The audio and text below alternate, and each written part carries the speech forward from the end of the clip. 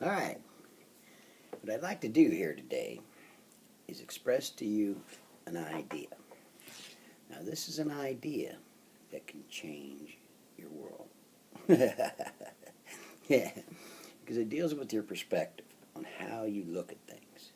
And your world is determined by your perspective, how you look at things. If you alter that or get control of that, you change your world. That's one thing this does. Second thing this does, it will identify your purpose in being, why you're here. And this is a very little short talk. It's got all that in it. So here it goes. What I'm actually doing is I'm building a foundation that you could build on the rest of your entire existence. And the base of the foundation, what this foundation sets on, is universal law. Now, a universal law is a law that everything that exists must abide by. That's what makes it universal. Everything that exists must abide by it. Okay? So that's what we're going to start with, a universal law. Now, first of all, I got to tell you a little bit about this universe itself. This universe is compiled and composed of an infinite number of elements. Little pieces make up this universe.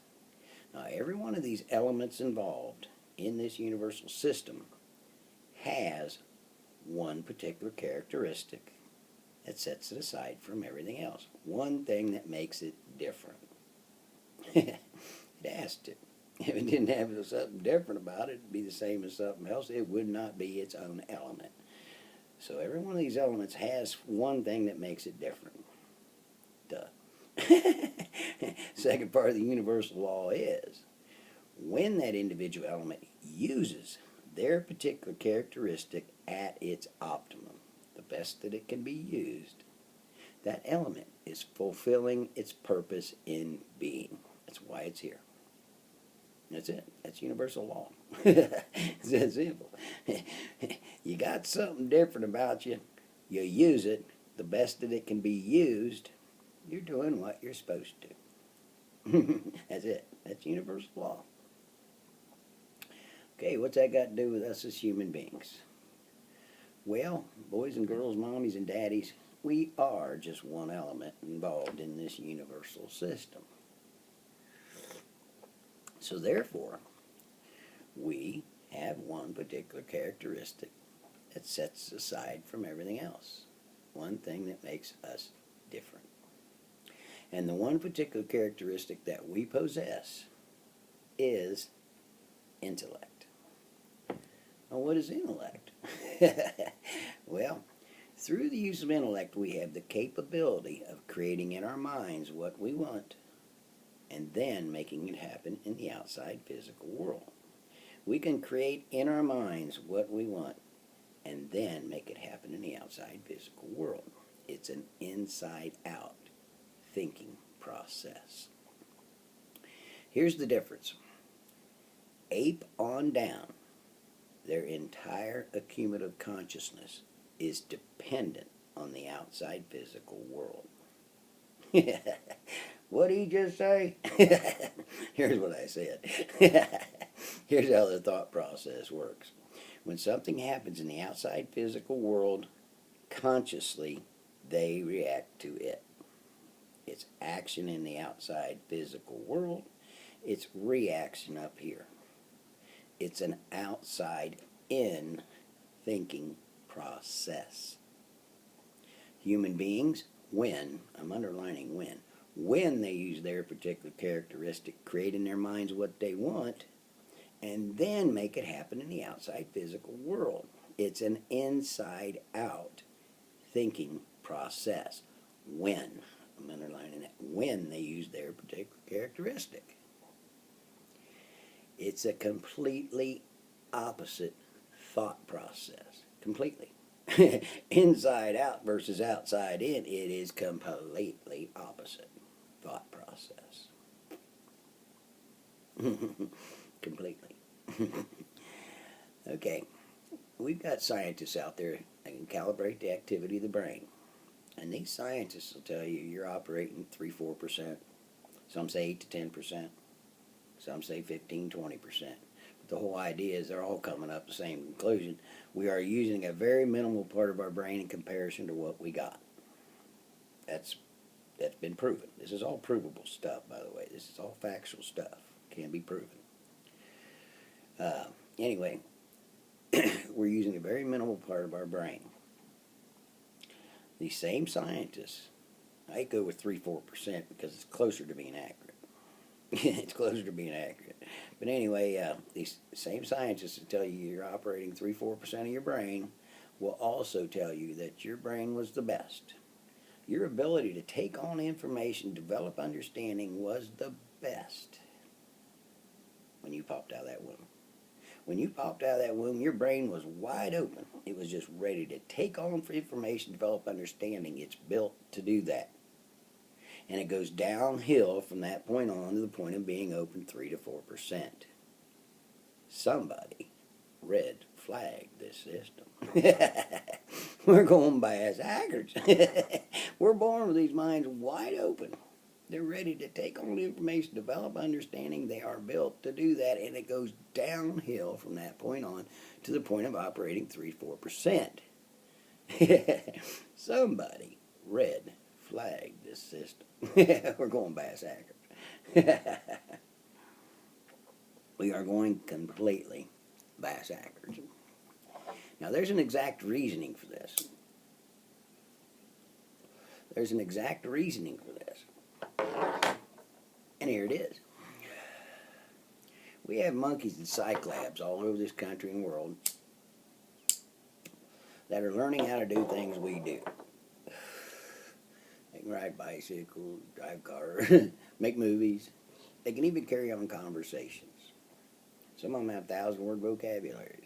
They don't have the mechanics to do it, but they can identify words, and usually with sign language, identify words, pushing buttons or something, but they can identify words and carry on conversations.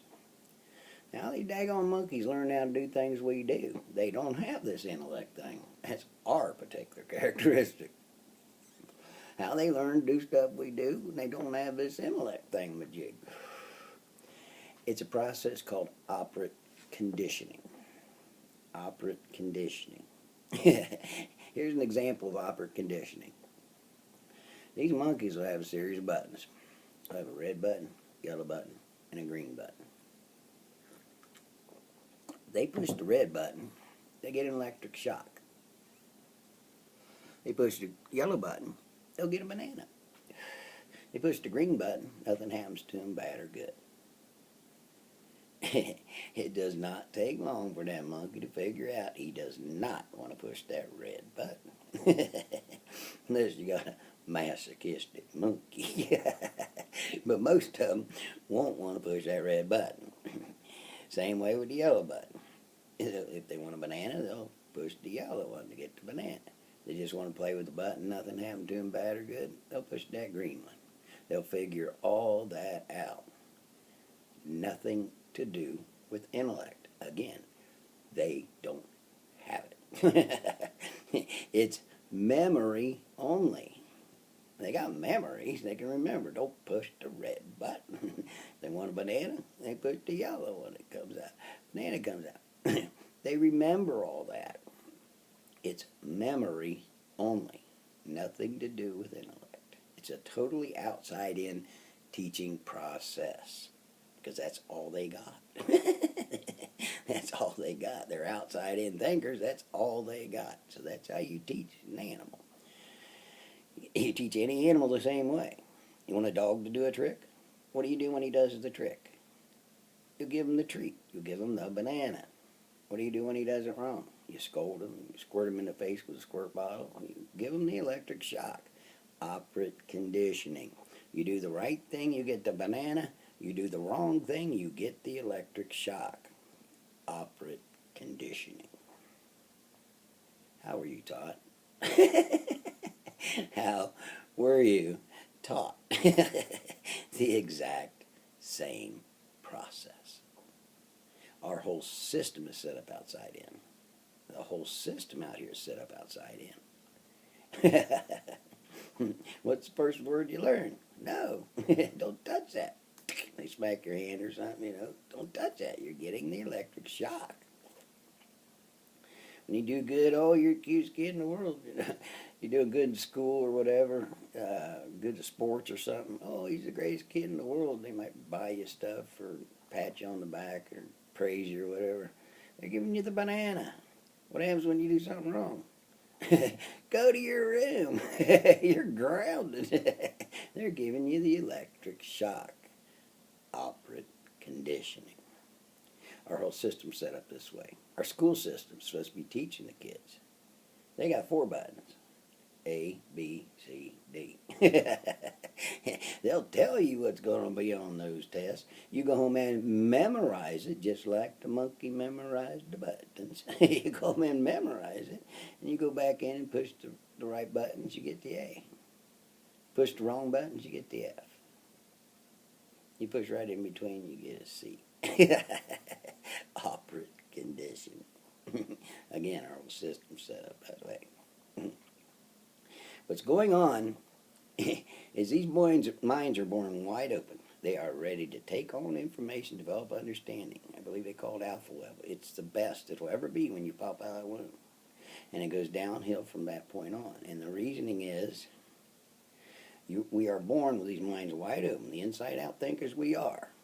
But we are taught this outside-in thought. It's closing the door to that free thought process to the point of it being open 3 to 4%. Somebody red flagged this system. That's exactly why. We're born inside-out thinkers. We are taught outside-in thought. That's exactly why the door of that free thought process closes to the point of being open 3 to 4%. Now the big question would be, can you reopen that door? Can you reopen the door to the free thought process? Of course we can. We're inside-out thinkers. We run the show. It's real important to understand that. We are inside-out thinkers. We run the show. So of course we can reopen that door. How do you reopen the door to the free thought process? Well, first of all, I got to tell you a little bit about the thought process itself. This thought process is built to operate on logic. When you build on logic, you build on truths. When you build on truths, the conclusion will be true. Because it was built on truths. That's how logic works. Aristotle, Socrates, Plato, those guys threw it out thousands of years ago. Our mathematics and science is built out of it. Because you build on truths, the conclusion will be true. But as far as the masses and such, we're not even close. Not even close. But anyway, we are built to operate on logic. This presentation is logical. It is built on truths. The conclusion is true. It's not opinionated. This is truths accumulated. Okay, back to reopening that door to the free thought process. The easiest way to start opening that door to the free thought process is start eliminating your negatives. Start eliminating your negatives. You don't know what a negative thought is when it comes into your mind. You don't like it, you cringe, you don't like it, it's a negative thought, you don't like it. Most people don't like it. Some people thrive on it, but they're right along with the masochistic monkeys. But the most people don't like negatives. But you know what a negative thought is? When you get a negative thought coming into your mind, what I want you to do, right, is stop it right there in the thought process. Stop it right there. And you look at that negative. And you analyze that negative. And you rip it apart logically. Based on this universal law. You will find out 100% of the time that negative is invalid. It doesn't make sense logically. It was taught to you by the 3-4%ers. You got to remember where this junk come from. It was taught to you by the 3-4%ers. Why were they 3-4%ers? Because they were taught by 3-4%ers, and they were taught by 3-4%ers. And the beat goes on.